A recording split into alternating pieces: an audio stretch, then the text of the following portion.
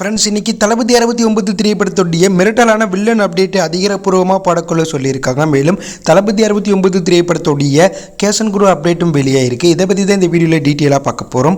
தளபதி விஜய் அடுத்தபடியாக அவருடைய 69வது திரைப்படத்தை நடிக்க தயாராகிட்டு இருக்கார்.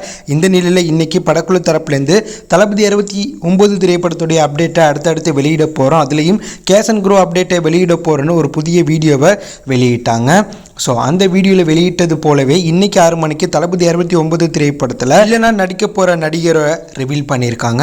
தளபதி 69 திரைப்படம் வினோத் இயக்கத்தில் தளபதி விஜய் ஹீரோவாக நடிக்கிறாங்க. அனிருத் இசையமைப்பில் உருவாக்குற இந்த படத்தை தெலுங்கு தயாரிப்பு நிறுவனமான KVN ப்ரொடக்ஷன் மிகப்பெரிய பொருள் செலவில் பேனிந்தியன் படமாக தயாரிக்கிறாங்க. இந்த நிலையில் இந்த படத்தில் தற்போது வில்லனா கலக்கிட்டு இருக்க பாலிவுட் ஆக்டர் பாபி டியோல் நடிக்க போகிறது கன்ஃபார்ம் ஆகிருக்கு. இன்றைக்கி படக்குழு தரப்புலேருந்து வெளியிட்ட அப்டேட்டில் இந்த படத்தில் ஒரு முக்கியமான ரோலில் பாபி டியோல் நடிக்க போகிறதா சொல்லியிருக்காங்க. ஏற்கனவே பாபி டியோல் அனிமல் திரைப்படத்தில் மிரட்டலான வில்லனாக நடித்து பேனிந்தியன் லெவலில் ஃபேமஸ் ஆனார். தற்போது கங்கான் திரைப்படத்திலையும் வில்லனாக நடிச்சிருக்கார்.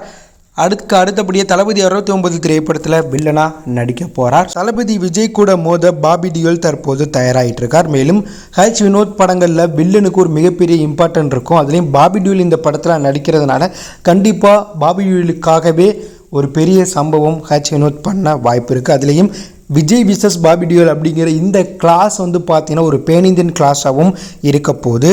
அது மட்டும் இல்லாமல் வில்லனா பாபி டியோலை தற்போது தளபதி 69 படக்குழு பிடிச்சிருக்கிறதுனால படத்தோடைய கேஷன் குருவும் பேனிந்தியன் லெவலில் தான் பிடிக்க போகிறாங்க.